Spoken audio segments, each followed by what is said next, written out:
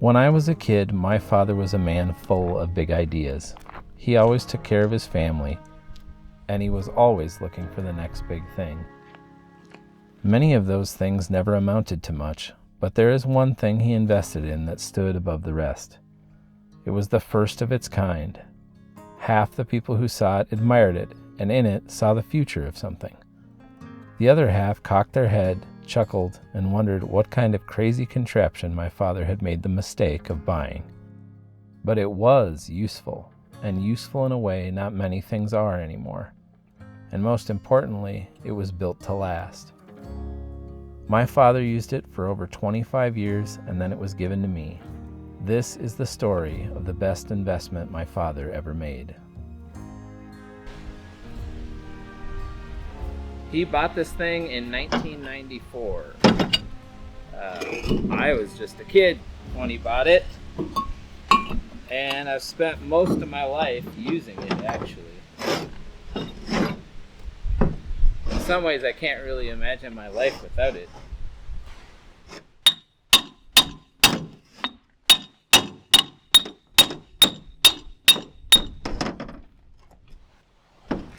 This is fixing something that's currently wrong with it.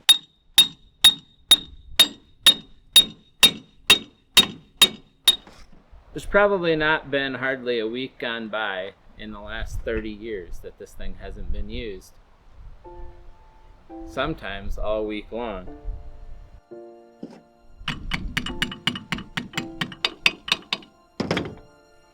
I have memories of the first time I ever got to use it. Lots of memories. Memories of me and my father out in the woods. Memories I'm really glad I have. You know, you're supposed to use a gland nut wrench for this. And you don't tear up the gland nuts so bad. But they're like over $100. And I'm way too broke to spend money on that. Wish I weren't, but I am. So when this thing stops working, a big part of our life out here on our homestead stops working with it.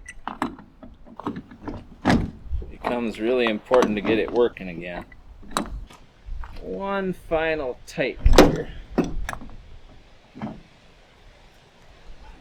See if we can't get it all the way tight.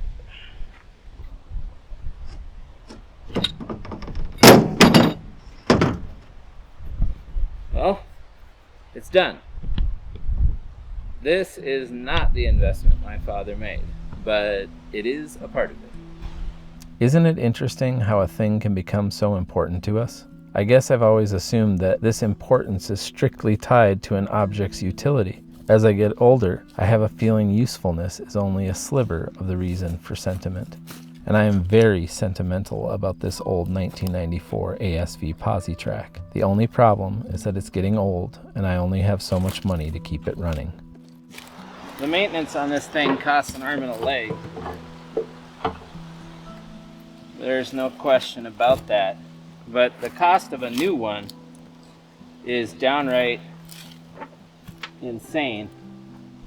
Pushing upwards of $100,000. I barely have enough money to take care of this. I definitely don't have $100,000 to buy a new one. I'll just keep maintaining it. But finding parts is really hard. Very difficult. Like, really, really, really difficult.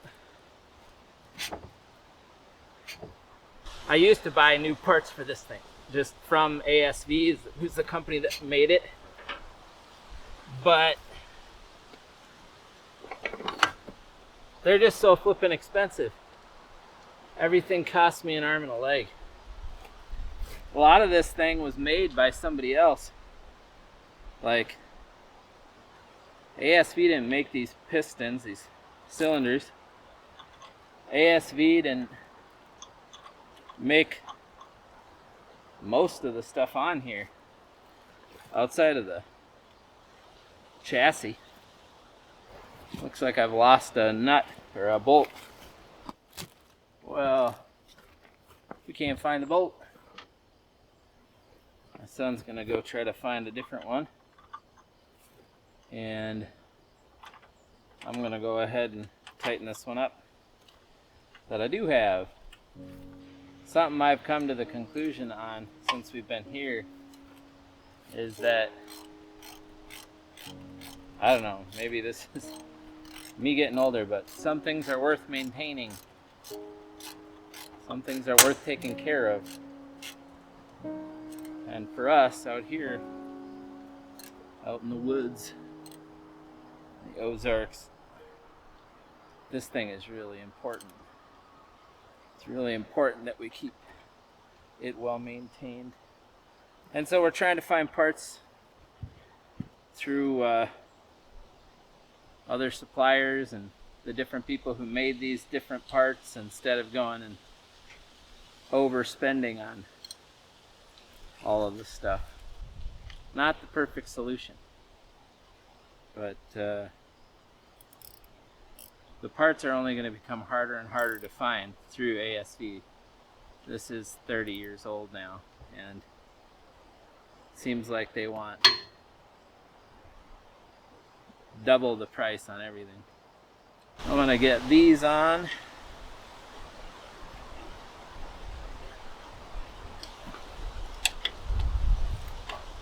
But what this thing can do, it's just truly impressive.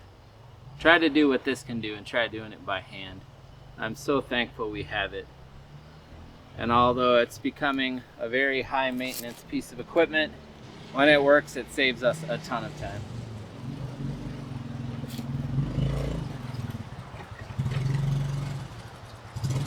Did you find a bolt? I got a selection for you. Alright, let's see. We've got one nut, so okay, this will work. That'll work.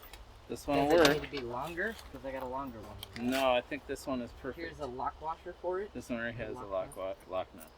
Yep. Oh, washer and a lock We don't washer. even need them. Yep, we're good, man. Thanks for finding that. You saved the day. Hey, I need a 3/4 inch You're wrench. recording still? Yep. Okay. I need a 3/4 inch wrench as well. 3/4? Aren't these 3/4? This is 9/16. Oh, that.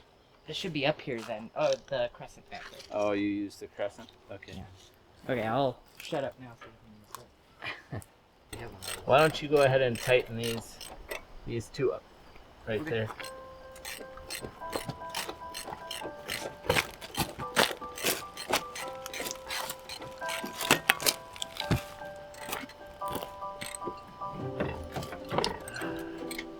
That is good to go. And these are flare fittings, so you don't need any Teflon, do we? No, just as tight as they'll go without breaking them. Yep.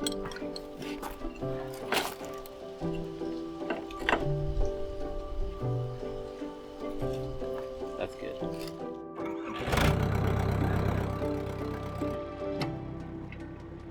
There is nothing quite so admirable as something that does its job and does its job well. When this thing is working, like it is again now, it is a thing to behold.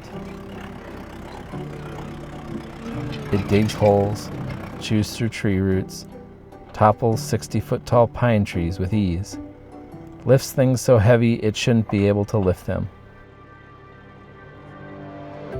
It'll walk itself up the side of a hill so steep that other skid steers would run away in fear, and it'll do it with confidence and certainty that it won't tip itself over. It walks on top of snow, and it can't be stuck. And trust me, as a child, I tried.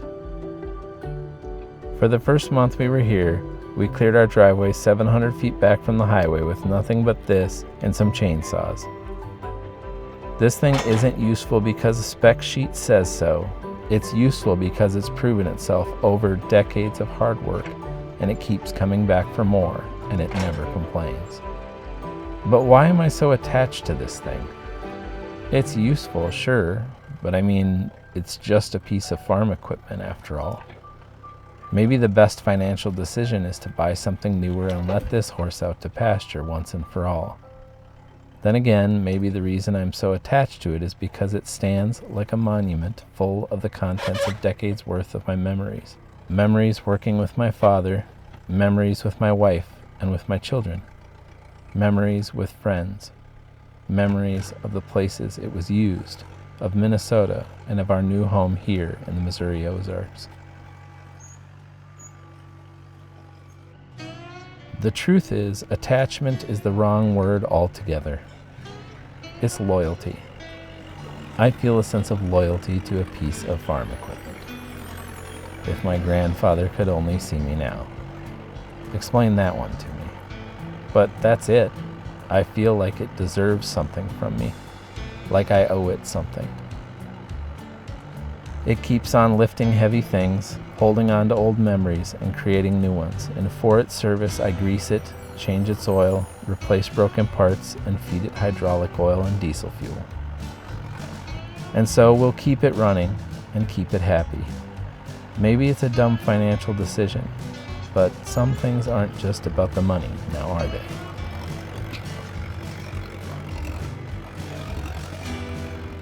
So someday I become independently wealthy. Maybe we'll get a new one. But honestly, maybe if I had enough money to get a new one, I'd just keep maintaining this one. After all, it's been in the family for a lot of years. And I am nothing if not sentimental. Maybe the kids will have to bury it with me.